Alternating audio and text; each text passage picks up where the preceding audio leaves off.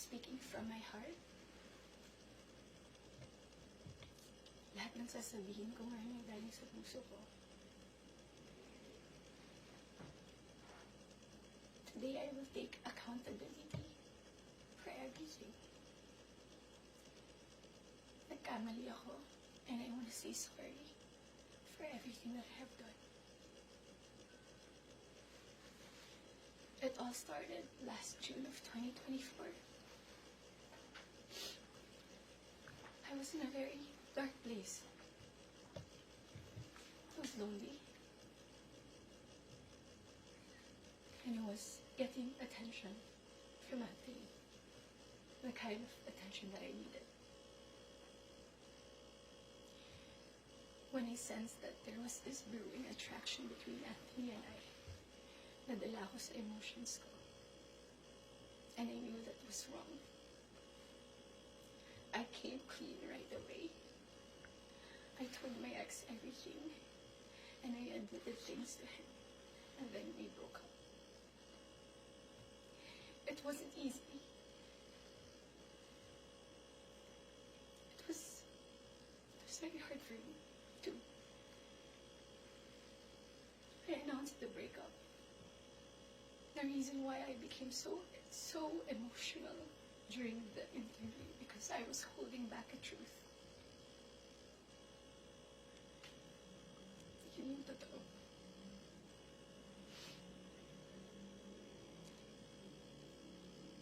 I wasn't really able to simmer down. I wasn't able to reflect on what had happened. I was working every day for days straight, weeks straight, months straight. Bago nagsimula yung mga daming trabaho namin, I told Anthony that I broke up with my ex. And he also said the same thing.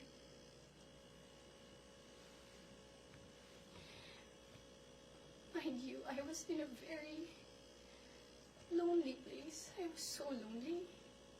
And I was so vulnerable at that time. Like everybody, nakaka-break lang. You would be so vulnerable. I was working every day. At sa lahat ng trabaho na yun, kasama ko si Anthony. Aaminin ko, sa araw-araw ng pagtatrabaho namin, nahulog din yung loob ko. He would be very sweet to me. He would be such a gentleman to me. He would say things to me. He would tease me on the set in front of other people. He would tell all the people who were close to me that he was single. So, I was confident to act a certain way around him on the set. Because in the eyes of the people there, we were both single.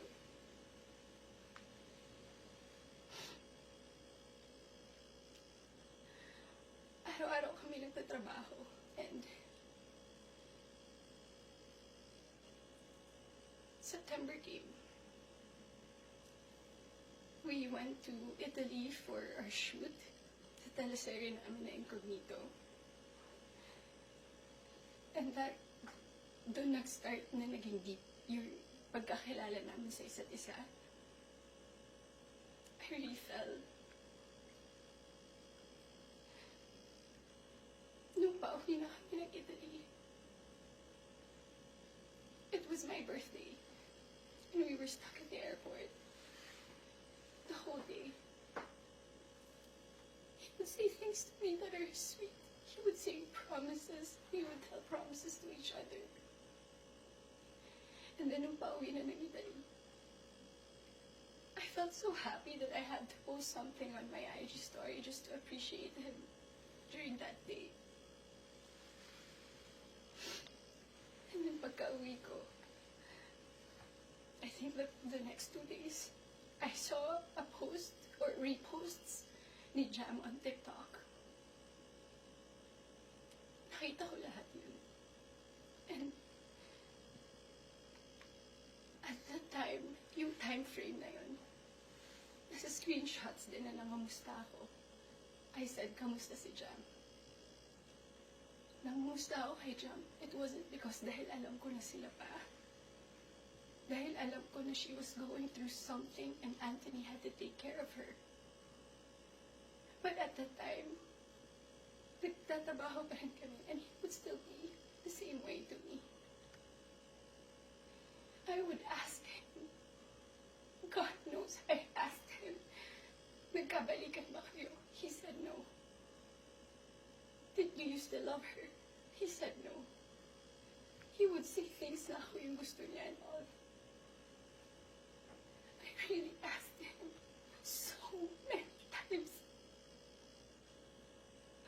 And then the first wave of bashing on TikTok. Masakit yun para sa akin. I asked him, when are you gonna release a statement na wala na kayo? When? Because in the eyes of the public, you were taken. But I know that you're not. And you wouldn't be very sweet to me. When are you gonna release a statement? He would tell me he was waiting for the right moment. I didn't want to be pushy. I didn't want to aggravate things. So I waited and kept quiet. Because it wasn't my story to tell anyway. I kept quiet. October passed. We were working still every day. And then Halloween.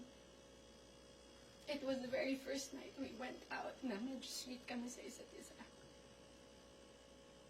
The next day, Cham posted on her Instagram story. There were no names mentioned.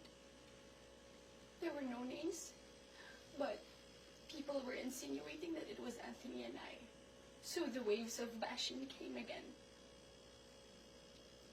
I asked him again, when are you gonna release a statement?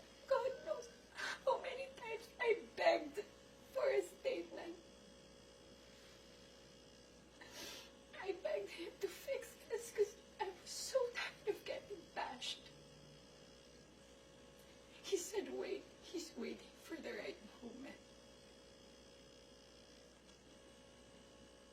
I waited. I still kept quiet. I really wanted to speak up, but it wasn't my story and I would look really pathetic. Days went by. The press con of Incognito happened. He released a statement. To me, it was too late because at that time, I was slowly distancing myself from him romantically. The infatuation and the attraction died.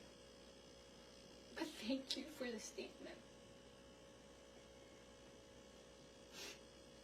I thought everything was in the clear. I thought everything was gonna be okay. Ilang days nung lumipas. Screenshots. When I read it, it was 10 p.m. on a Tuesday night. When I read it, I was gutted. I was shocked. I'm truly embarrassed. Dahil nakita ng tao lahat yun without my consent. Against my will. I read the screenshots over and over and over again. Ang pinaka-na-shock ako dun. I read it. It was the perfect narrative. That there was this other woman. That there was this apologetic boyfriend. And the avoidant boyfriend towards the other woman. And the scorned woman. That's the narrative. That's her side of the story. And there's nothing wrong with that. But this is my side. This is my side. And I've been reading those screenshots. Doon ko napagtagpi-tagpi lahat. Na kaya pala hindi siya makapag-release ng statement. Dahil sila pa pala this whole entire time. I didn't know. I was in the dark. I didn't know had no idea. God knows. Ilang beses ako nagtanong. Ilang beses ako nanghingi ng statement. Doon ko rin na-realize, bakit ganun yung reactions ni Jam. Now, I get her. I get her pain. I get her wrath. I get her anger. Kaya pala ganun. Because she was clueless about everything. I was clueless about everything. We both believed kung anong mga nasabi sa akin. Maybe iba yung sinabi sa kanya. And I can attest that iba yung sinasabi sa akin. That's my side of the story. I have so many things to say.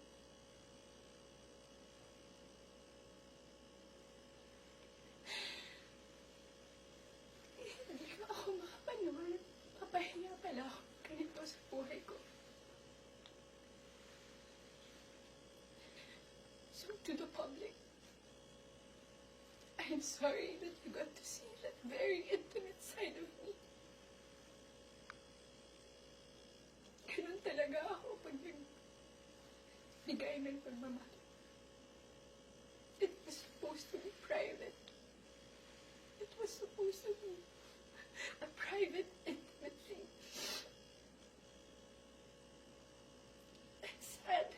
I'm sad na nakita yun ng tao. And yes, I don't want to play the victim here. Nagkamali din talaga ako. And I want to say sorry to those people I have hurt. I reached out to Jam last November. I did not get a reply. I think that was last November. Because I wanted to know what's up. So, I'm sorry. Most especially, I'm very sorry. I'm truly sorry to those people who supported me for 10 years. Alam nila lahat na ginapang ko yung career ko. Mapunta lang sa kung saan ko gusto. Ginawa ko lahat. Pinahirapan ko lahat sa tulong nila. Nagagawa ko yung mga gusto. I don't know where I'm gonna go. I don't know saan ako papunta. Yung dignidad ko, hindi ko na mahanap. Whenever I go out, whenever I walk, I feel like I'm a naked woman walking. Hindi ko alam anong gagawin ko. I'm so embarrassed. And I'm sorry that you get to see that.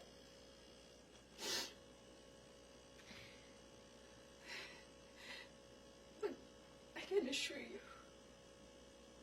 tuloy pa rin ako. Tuloy pa rin ang laban. Magtatrabaho pa rin ako kahit mahirap. Hindi pa rin namamatay yung apoy sa puso ko. I'm still looking for that little girl inside of me. It's hard to look for her now, but someday I get to find her and I will be able to hold my shadows. What you saw was not a perfect human. I'm far, far from being perfect. What you saw was a human being.